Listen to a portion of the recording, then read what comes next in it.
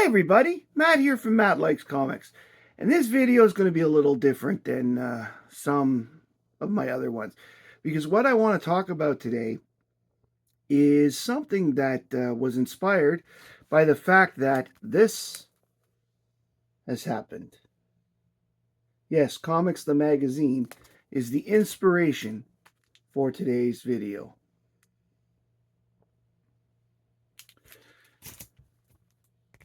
And if you have a moment, please, why don't you check out my friend and sponsor, Ryan Jordan at Nefarious Comics. Contact info below. And the reason that's actually a part of what I'm going to talk about today. And this is issue 4. I've shown 1 through 3 and now issue 4. Issue 4 just came out very recently, and it is the inspiration for this video because what I want to talk about today is other sources for comic book information, like as in information about comic books, other than Comic Book YouTube. And I'm going to preface this by saying in 2011, I was contacted by these guys who ran a website in Northern Ireland, in Belfast, that were interested in setting up a discussion group about comics through their store. And and I was contacted through the CBR boards, the comic book resources chat boards, because they liked my chat board writing. They wanted me to do reviews and write some articles for the site. Now, of course, this was pro bono, but I thought that was pretty cool because they let me be their Superman expert. Unfortunately, that site is no longer available.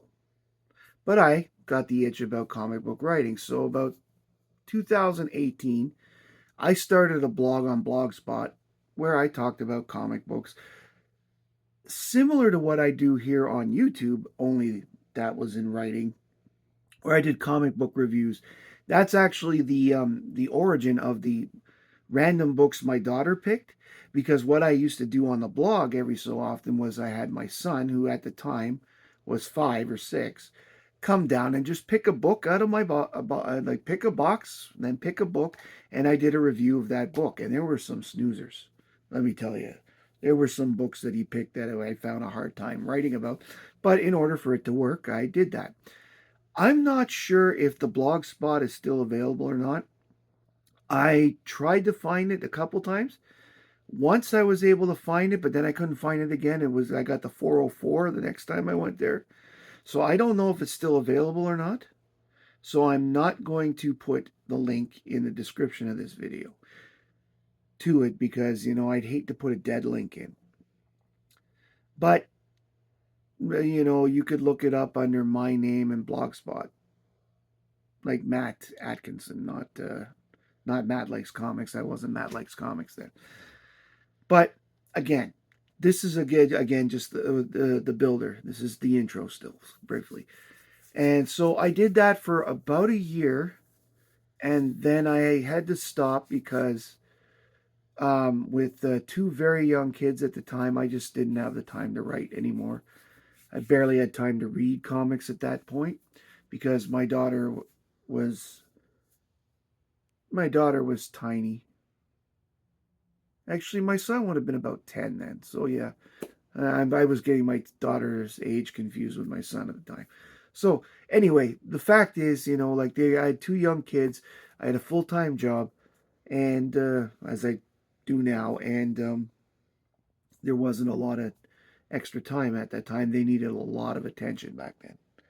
Now I can do the channel now because my kids have grown out a bit, and they don't need as much. They're off to school.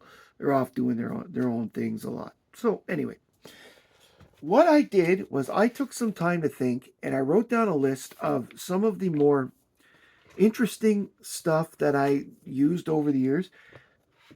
I use them to this day if I can find them online. Most of this stuff has online again. Some of it, a lot of it is no longer active. So as I said, only the active stuff are what I'm going to put in the in the description below. But these are sites and sources that I've used because some people have asked me, where do you get your information? Like, I'm not pulling it out of a hat here. And I don't just use Wikipedia, I use a lot of different places.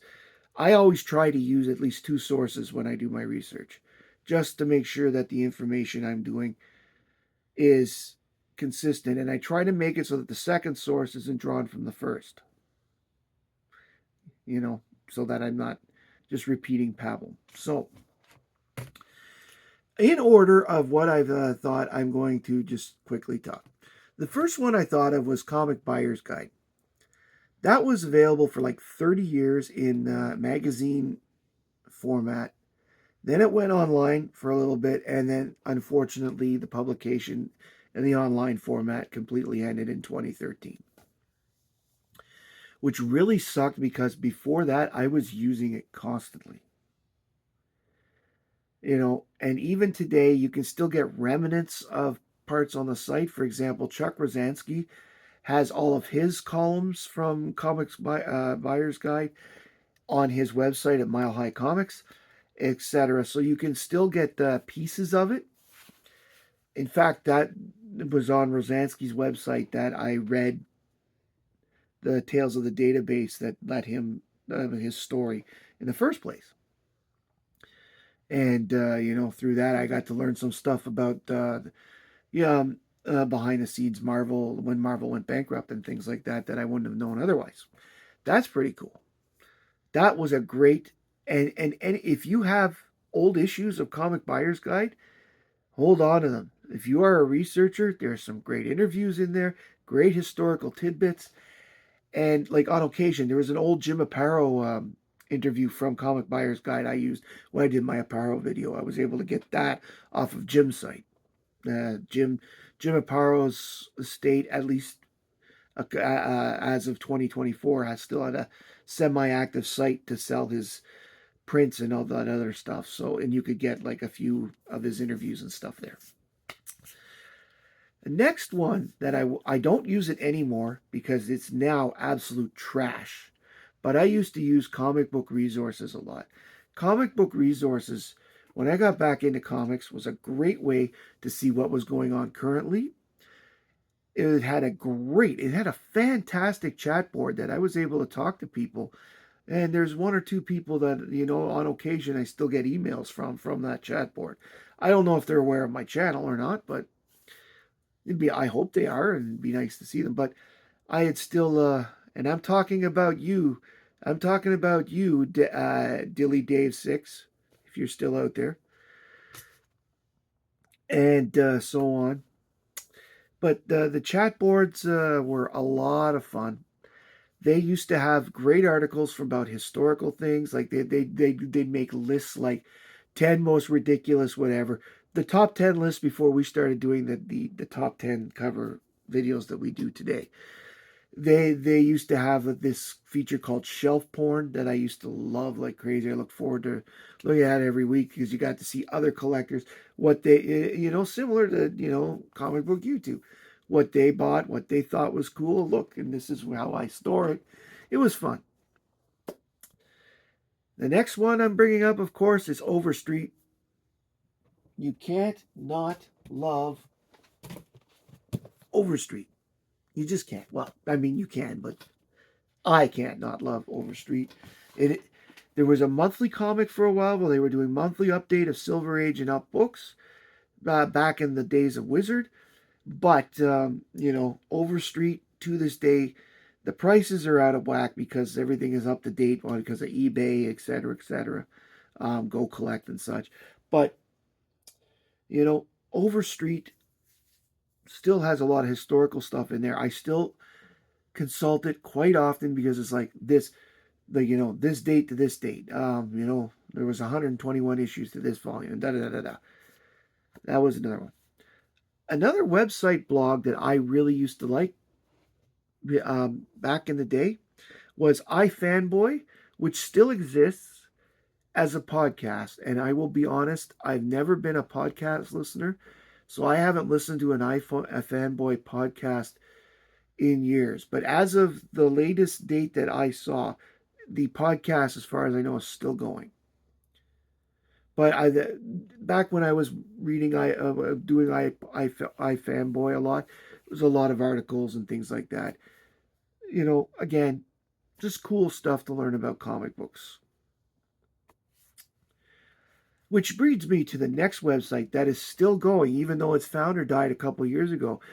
And this one I'm going to definitely have it's still around. It's a great resource. I'm going to put the link in the description. Is Mike's Amazing World of Comics. It's still going. They have this database is as complete as a database I've ever seen when it comes to what books have been issued in any given month. Literally from day one, starting with the first famous funnies right up to what came out this week. It's right there. Mike, who put it together, the Mike that the site is named after, started it as a DC index because he wanted to get a copy of every DC book ever written, and he expanded it to Archie, Charlton, Marvel, etc., etc., etc. And it's the most complete database that I know. I use this database to get a list of every single silver and bronze age appearance of Supergirl, and I use that list to build my collection of Supergirl back in the beginning when I was first collecting comics again. And you will, because you can do searches on the database. It will give you lists based on your searches. It's a great tool. Which also leads me to what I call the first blog on there. It was very Silver Age DC based. I want to be very clear. It's Silver Age based in general, but DC in particular. Dial B for blog. It is no longer active, and most of it is no longer on the internet. It's too bad. Dial B for blog was absolutely awesomely done. It was done by a gentleman who called himself Robbie Reed, off the character from the House of Mystery, was the original Dial H for Hero character. And he did in this personality, he'd tell stories of the Silver Age. It is through Dial B for blog that I first learned about Ira Shapp, for example, who of course is that famous letterer who did all the in-house ads and created most of the DC trade dress in the 1950s and 60s. Then, of course, it seems like I'm flipping around, and I am a little bit, but it's because based on things that I have, as order I thought of them. Wizard Comics. Wizard Magazine, sorry. Wizard Magazine, of course, is everybody knew that. If you were a kid that was collecting comics in the 90s, right up to 2011, I think they finally stopped publishing. You know, they were the the magazine of their time. I don't have any issues of Wizard here, but I know a lot of people out there collect issues of Wizard because there are a lot of. This is actually the character's first appearance because it's in the magazine the month before the comic actually hit the stands or whatever. So there's a lot of people that collect it for that reason. Which also brings me to the next one, which was Comics Journal, which is still going as a website, but for years and years was a periodical you were able to buy at the comic store. I will be putting the link to the current website in the description because the fact that it's still going is pretty cool. And I was actually reading it 2 or 3 days ago. I was reading their review of a book that I read about a month ago, and because it was backdated. Because I try not to read reviews until I've read the book as much as possible, because it's the same reason why I try not to watch trailers unless I really know I'm going to go see the movie, like Supergirl. I want to see as little as possible. I want to be surprised. But Comics Journal still kicking around, and I'm glad to see it. And the two magazines that I'm going to mention right now, they were only very brief and not brief. Back Issues was around for a while. Back Issues was the counterpart to Alter Ego. Alter Ego, of course, was a fan magazine that was edited by Roy Thomas back in the 60s and 70s, and then again in the 90s. He tried to bring it back late 80s, early 90s. Again, great interviews, insider information that you didn't always get. Some of the articles are available. There's a couple of issues that have been PDF'd over the years that if you look around, you'll be able to find. It was a PDF article on a John Byrne interview that got me some information with regards to the Man of Steel when I did a video on that. That's the kind of information that I use. That's still around. The last one I'm going to mention as a source is the Comic Book Marketplace. This one is the one that my friend Stephen Gentner wrote, and this was run by Don and Maggie Thompson back in the day, and it was edited by famous comic collector Gary Carter. He was Stephen's editor at the time, as Stephen has told me. And one of the things I want to do is I'd like to find old issues of Comic Book Marketplace because I'm curious to see what Stephen was writing about back then. Stephen currently is an Overstreet advisor, and he writes in the yearly books, and I get to read his yearly report. But and of course, I've got this book that he wrote up here. But I get to I'd like to see what he used to write about because he's a very interesting man with a lot of knowledge. And if he's the type of guy that wrote for the comic book marketplace, that's the kind of source I want to use. If he's an example, that is.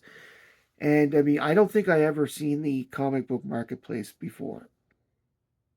That's why I didn't think of it until later. So those were the sources that I could think about. There, of course, are millions of other sources. And in the comments, if anybody has something that I've missed that they want to tell me, by the way, I am purposely avoiding Rich Johnson's site. They're bleeding cool. Not a fan. Then you get the last thing that I'm going to mention is other collectors, people your local comics shop, your one of the things that I will say about my friend Ryan is he is an absolute whiz at grading. He can pretty much look at a book, just quick glance, and give you a quick thought about what he thinks just based on the cover, what the book might be.